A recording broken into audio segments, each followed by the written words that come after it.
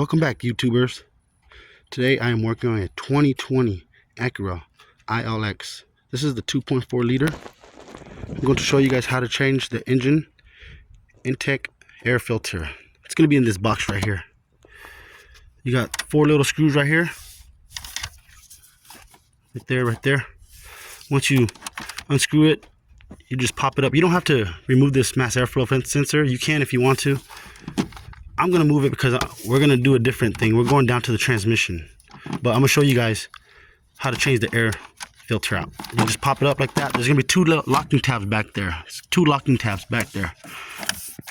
You have to insert them in order to seat the box back in. Once you lift it up, your filter is this one. Go ahead and change it out. There's 2 tabs back there. Just push those tabs in. And they should just slide in.